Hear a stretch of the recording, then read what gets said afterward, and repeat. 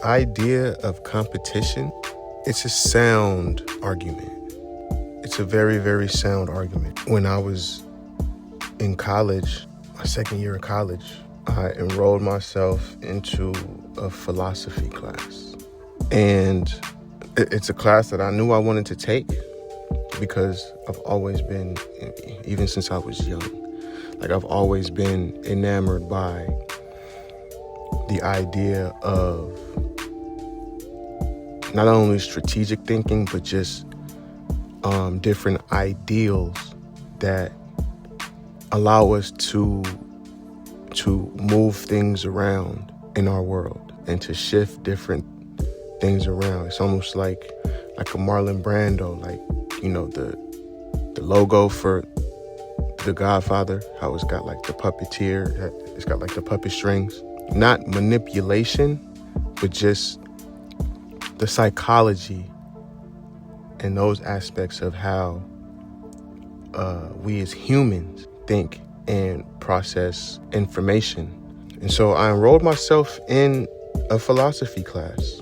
I think I only lasted about 3 days in the class. It wasn't because I was incapable of, going through the entire semester in a specific philosophy class, but it was really because, and it was dope. The first 3 days was dope. I think I ended up dropping the class on fucking Wednesday or Thursday or something like that. But I took myself out the class because when we got the syllabus, the course syllabus, for everything that we was going to have to do for the class, I was probably in one of those stages in my life where it was I'm not doing all of that. I'm not doing all of that. It's too much. I didn't want to have to read all the books. I didn't want to have to, write all the papers. I didn't want to have to. But that was at a different stage in my life. And I was a collegiate athlete, but I was on the verge of no longer being a college athlete because I didn't want to. We had new coaches coming in, and it was just a lot of I'm not gonna say turmoil, but just a lot of restructuring within not just the athletic program of the university I was at, but the track and field program. And so I was thinking about whether or not I was gonna transfer out of the university I was at. I was gonna go back home to California and go to school there. It was just a lot. At the time, I was a business major, so it was some accounting classes I was struggling with because I ain't no math guy. I know I could do some finance shit, because that's just percentages and shit. That's I could do that. But when it came to balancing the fucking balance sheet, from an accounting perspective, and the credits and the debits and the all the different kind of formulas and shit like that, and just the protocols and the verbiage and the lingo and all that shit, I was nah, I'm not with that. So it was a lot going on, and then still trying to be around for the people, which I shouldn't have actually been. It's crazy because you have certain people in your life that when you try to focus on doing things for yourself and on your own, you'll have people around you that call you certain things. People was calling me, oh, you Hollywood, you think you better, but that was never the case. Just because I didn't want to hang, I was this, that, and the other thing. When in reality, it was just that whatever y'all was doing just wasn't as dope to me. I find my own things to do that I feel personally is doper, because I know it's gonna be dope because I don't half-ass nothing, but also because I know that when I come around sometimes, just my energy itself, is gonna irritate certain people, and other people, it's gonna, they're gonna love whatever energy I bring. And even now, it's the same thing. I just don't go a lot of places or I don't stay at a lot of places, rather too, for extended periods of time, because within my soul, I can just feel when it's time. when it's time to bounce. We out. Like, yo, ready to get out of here? Let's roll. And so I didn't want to be in that philosophy class because I didn't want to do everything that it took in order to pass the class, which in retrospect is an absolute indictment on myself. Number one, I was always, as an athlete growing up, I was always into medicine and sports medicine and athletic training and all these different things. So, in high school and everything, I took so many sports medicine classes, like kinesiology, sports medicine. I did a lot of clinicals at, different physical therapy offices and, sat in on all of these different presentations. Like, I was well on my way to becoming a sports trainer. But once again, I'm not the math guy. I'm not the science guy. Like, when it comes to that shit, like, I didn't want to have to do all the labs and I didn't want to have to do all of that. So I removed myself. I pivoted. And I get to college and my first roommate, super down-to-earth cat. First in his family to ever go to college. Mexican guy. And super duper fucking smart. And just super about his shit. Like, he knew what he wanted to do with his life and had a whole mission and a purpose and a blueprint, a roadmap to get to exactly where he wanted to be. And man, I used to just respect that aspect of him so much because I used to see him putting in the work all the fucking time. Him choosing not to go out and kick it all the fucking time because he had to study for this test, or he had to study to get all of this terminology and shit down for those labs and for those clinical trials and everything that he was going to have to do and have to pass on his way to where he ultimately wanted to be. And this story for him is very short in the way that I'm gonna tell it, but it ends with him exactly reaching the pinnacle of what he wanted to do, and I love that. I fuck with that. That's my man to this day. Anytime I go see him, go visit where he at, like, we go out to eat, we sit down, we break bread, we touch the soil, So going through all of these different developments and just different stages of not only just, being a student at a university and being involved in so many things that move around. It's like playing 5-card money. Like, find the lady, it's all of it, you know what I'm saying? There's so many things moving around. You got to focus. It's a lot. But I end up enrolling. It's probably like my third. I did 5 years in undergrad, but I earned 2 degrees though. Journalism and advertising. So it wasn't a waste. I'm like, Larry, look, if I'm gonna be in this motherfucker, I'm gonna go ahead and make it count. You know what I'm saying? Money notwithstanding, because imagine you in the spot and you pay all this money and you don't finish. Ugh, that's a fucking gut punch. To you and to everybody around you that's not banking on you, but just like got faith in you. You know what I mean? And so I took an anthropology of sports class. Anthropology of sports. Which basically tells the entire story and lineage of where the idea of sports comes from. Going all the way back to, the different empires, Byzantine and just how men competed in life in all different realms, no matter the sport, the evolution of what sports is and what competition is. Because I was always under the sentiment, and even to this day, it's not a notion, it's really a philosophy that I'm only competing with myself. Which is why I was always like, motherfuckers, they used to tell me when I was young or when I was early in college, because I used to walk around with the do-rag on and come into places. Yeah, I was late sometimes, but like, oh, you Hollywood, you think you could just move how you want to. Nah, you got to fit into this box. You got to play by this set of rules. I was never that. So I'm taking this anthropology of sports class, and it just opened my eyes up to not only the aspect of what competition is and what sports is, but just the way that it impacts the world on so many levels, on a cultural level, a historical level. And then you feed that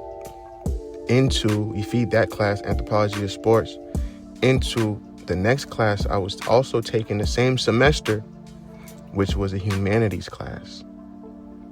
It was a humanities class. And in that class, we delved into Native Americans and just, oppressions there, and how certain things were taken from them, whether it be waterways and rivers and land and all these different types of things. And, there was just a lot that went into that class, but it really kind of peeled the layers back on how people treat people, on how there's really a small subset of individuals in this world who actually aim to do right by other people, and how so many other people in the world, a large percentage, the largest percentage, right, are just looking to see what they can get from other people without having to put much effort into receiving what they're getting, right? And again, these are all elective classes that I chose. Like, I was a business major, journalism minor. And then once I dropped business as a major, I became a journalism major, advertising major. Because a lot of the classes I was taking, I knew they would satisfy both majors. But then there was probably like 5 or 6 other classes that, in order for me to get that advertising major, I would have had to take those. So I'm like, if I'm already taking these classes that double dip, let me go ahead and add this advertising major that's what put me in for 5 years instead of 4, which is cool. I got 2 degrees out the motherfucker. And parlayed that into so many things in my life, especially what I'm doing today. I'm literally using all 3 of my degrees in what I do for a living today. Journalism, advertising, and then my master's in American media and pop culture. I'm literally using everything. So I never feel like I'm working ever. And everything is a fulfillment of what I'm doing. That aside, when you are living in a certain... I remember I took a food writing class. That was I took a food writing class. Shit, we go to different restaurants, or I had to go to different restaurants. You know what I'm saying? Eat different foods, talk to the owners, the chefs, sit in the restaurants. So I was basically a food critic and write about it. That shit was ill. It was ill as fuck because you discover so many different things. And if you know me, people that know me who know me know I love to go out to different places to eat. That's what I do. I don't give a fuck where it's at. The vibe gonna be ill, and they know that. Just know that that's what I love to do. But I took a water policy class too, which was another elective, water policy. That was like a night class. It was one day a week, one night a week. It was Wednesday nights. And that bitch started at like 7 and it went to like 10 o'clock at night. Water policy. These are all different things that impact other people. Like, yeah, we're all in some way, shape, or form impacted by all of these different things. Whether if it's humanities, whether it's water policy, whether it's, the way that we accumulate things, the way that we see the world. Like, we're all impacted.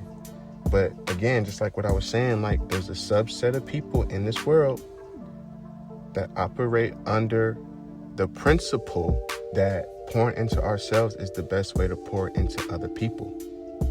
Which is why I said I'm never competing with nobody. I'm always competing with myself to make myself better so that I can make other people better or do things that impact the world in a greater way. That's what I say when I'm chasing greatness. When I say I'm chasing something that's going to leave a legacy, not just from my kids. That's what that is. But the wisdom that you instill in others, how is that going to continue to pour into the world long after we dead and gone? I've always thought about that ever since I was young. And I think that's that way of thinking has contributed to a lot of the issues that I found myself in or navigating through, especially with the way that I've reacted to certain situations in my lifetime.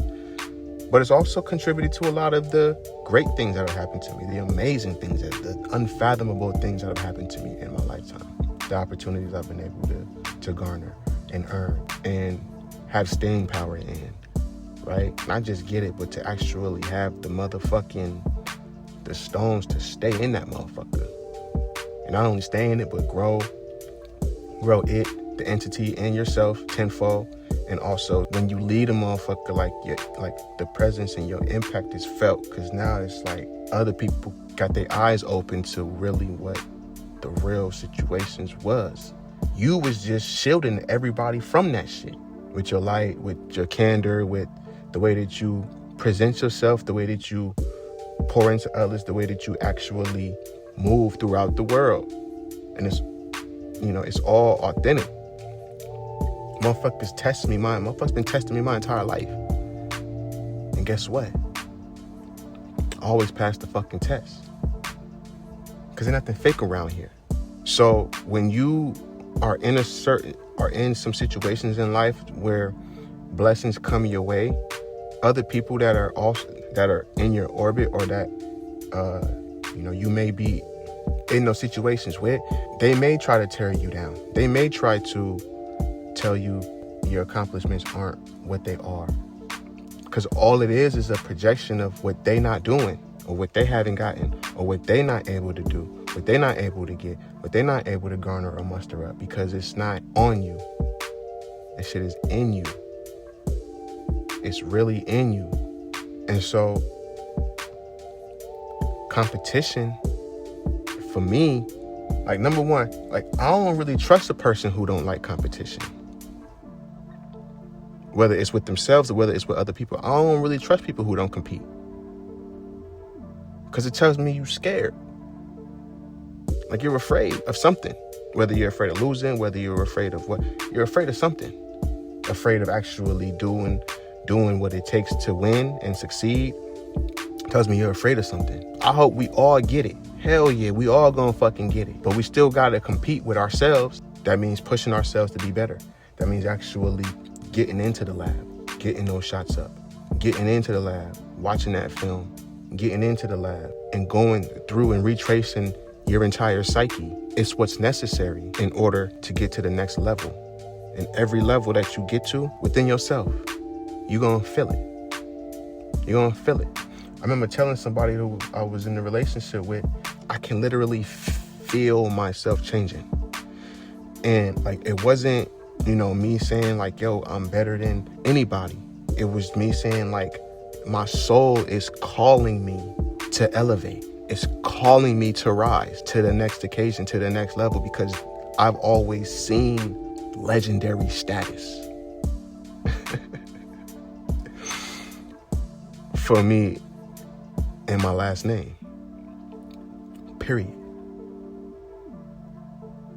Some people take it as like it's intimidating, but some people take it as you think you better. But I think they think that you think you better because they don't think that they have the ability to be better. I just never played by that set of rules. And so when I've been raised on competition, whether it's self-competition or whether it's competition against an opponent, play to win. Play to win. It ain't an op out there who got the drop on me. Because I've been groomed since I was a youngin'. My cousin Ebony, she know, I know you hate this name, but go do your thing, Jay Youngin. Go do your thing, Jay Youngin. She know I hate that name, even though I got it on the basketball. It's printed on the basketball with my number 15. To compete with me, all you're gonna get in return is laughter. All you're gonna get in return is the MJ, I'ma shrug the shoulders. Because I've been playing the long game. My whole life I've been playing the long game. I've always seen what my destiny is. Which is why I said one thing I always admired about my old roommate, who is still my homie today, is that he had his own, he had the tunnel vision. And wasn't nobody gonna push him off that path. Sometimes we get distracted, sometimes we stray. Not him. He was the motherfucker that was straight line. And I fuck with that. And it served him well. My path, sometimes it goes left, right, up, down, center. It's like a cheat code, the GTA weapons cheat code. It's exactly what it is. You're hitting the D-pad, up, down, left, right. Your competition with yourself is what puts you over the edge, and it's what sets you apart. It's the Fool card. We're gonna go see what the fuck this is. But as we encountering these arcanas, we learning lessons. Some people's journeys stop at certain places. But what do you see for yourself? Me? It's up. So if I had to assign one to it, King of Cups. Until then, everything else is a journey. Everything else is a lesson. But it's one that you know you walk in the most righteous way. Because you only competing with yourself. And you only looking to be great. Legendary. So who are you competing with? Really ask yourself. Who are you competing with? When you feel a certain weight on you, that's 10 of Wands. You're carrying everybody's burdens. Your mission and your purpose is what sets you up. And everything along the way is a distraction or amplifies you to get to the King of Cups. Thanks for listening.